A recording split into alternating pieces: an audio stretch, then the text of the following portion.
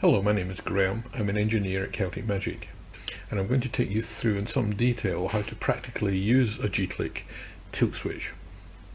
This video tutorial was one of two. In this particular video I will cover the device itself along with the principles of operation, and in video 2 we'll look at how best to use a G-Click to match a user's particular needs. So let's take a look at what's inside the box. You have an introductory letter which gives you a link to the latest handbook, and most importantly in the back we have a quick start guide. We have the G-Click itself, the G-Click consisting of a control module, gyro in this little plastic capsule, and a fitted USB lead that will go to a power supply or a digital device to be controlled. There is a 3.5mm patch lead, so if you want the G-Click to behave just as a regular switch, that can plug in there and that will plug into the device to be controlled. There is some Velcro discs, some double-sided Velcro tape, and last but by no means least, we have a special clip which the G-Click gyro can slide into, and this clip allows you to mount the gyro module either in the finger or the back of the hand, or anywhere you wish, using either screws or more of the Velcro. The G-Click is always powered via its USB lead, and this is simple enough if it's plugged into a PC or a mobile device. However, if the G-Click was to be used just as a mechanical switch using its 3.5mm connection, then this could either be from a digital device to supply power, or alternatively it could be a USB power supply either from the mains or a battery. This battery here, it costs about £10, $14.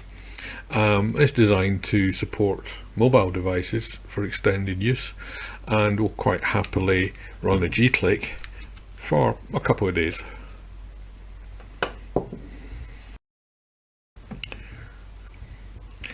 The G-Click outputs are either via the relay, where it acts as a mechanical switch, or via the USB lead, where keystrokes or even mouse clicks can be sent to the digital device, typically controlling software like Grid 3. The G-Click is recognized by PCs and most portable devices. With the Apple devices, then they must be the more modern Apple devices supporting the USB-C connection. So let's switch to a close-up view so you can see more detail. When the G-Click first powers up, there will be two yellow LEDs indicating the device is clamped or frozen.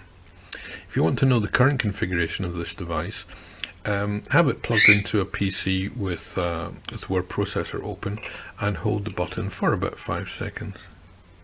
This will automatically print out the current configuration of the device, showing that it's set to default in this particular case.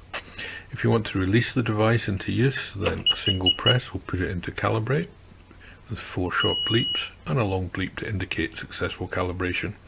Green is indicating that it's now detecting tilt in its default direction, and a second press will put it back into its clamped or frozen state. The factory default is to detect tilt in the downward direction, forward downward direction, and that's indicated by green in the bar graph. So if I release the G-Click, calibrates, and we have a green bar graph indicating that it's set to factory default. Now I'll clamp it again. A good idea, if you're not used to a G-Click, is initially turn the sensitivity down to minimum. That's turn it fully anti-clockwise. It will give you a better feel for how it's operating. So if I release it again, now it will take significant amount of motion before the bar graph grows, and we can see what detection more easily that is being detected. If the motion is excessive, then the G-click will automatically do a calibration for you, and when it returns it will carry on operating as before. Now if I freeze it just for a second, the other thing is it's detecting tilt from where it was calibrated from, not just a horizontal. So it doesn't really matter that the gyro is starting at that angle.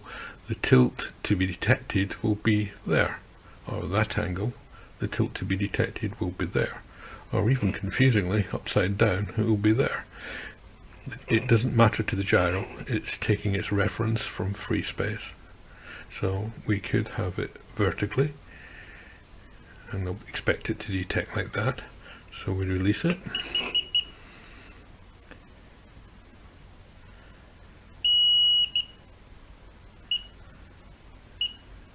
And clamp it. To configure your G-click device, you need to hold down the button while plugging in the USB. So I'm going to use the battery. I'm going to hold down the button, plug in the G-click, and it powers up with 2 white LEDs. When I release it, I get 2 red LEDs. And then if I press the button multiple times, I'll get red, green, blue, yellow. These are all things that we can edit, groups of things that we can edit. And then white will get us out the configuration utility. So red's to do with outputs down the USB. Green things are to do with the angle of detection of the gyro.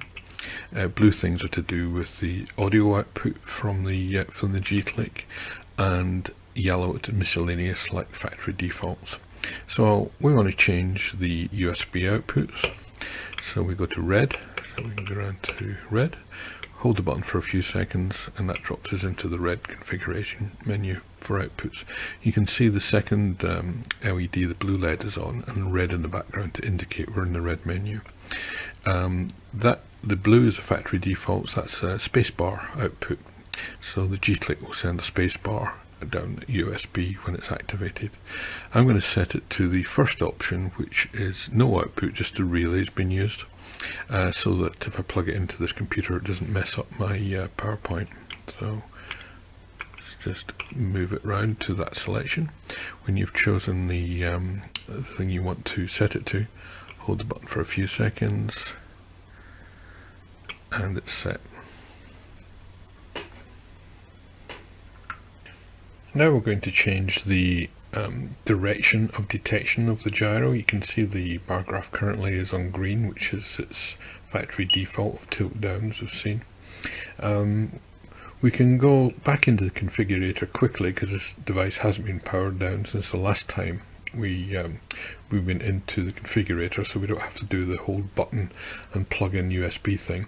If we just hold the button for a few seconds, as long as the device wasn't clamped, we'll go straight back in the configurator. The direction stuff is in the green selection.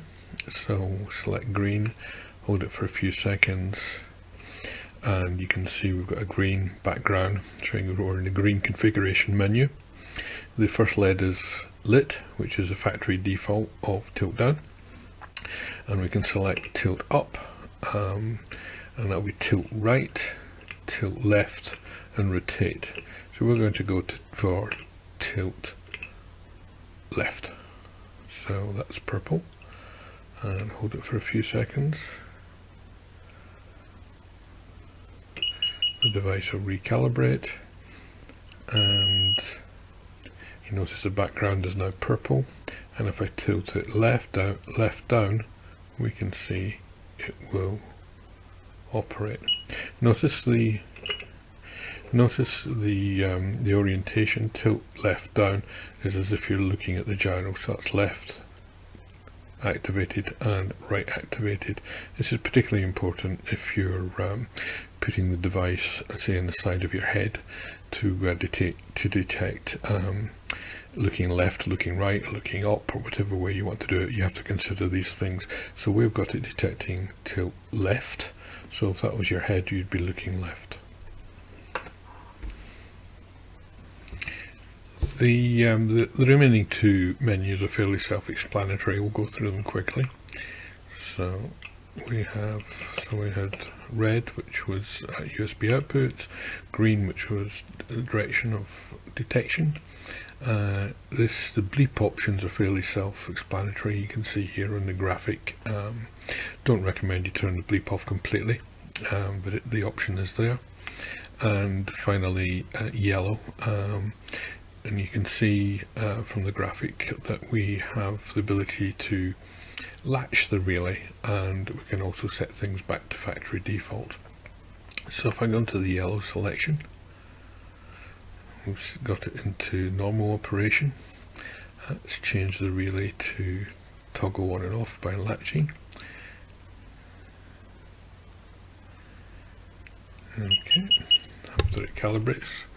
Now remember, this thing is still set to tilt left, but if I tilt it left, you'll see now the relay will stay on. If I operate it again, it will toggle off.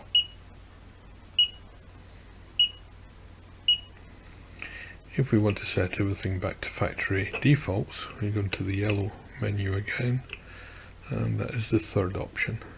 So we can see our latch is still selected. Let's take the third option.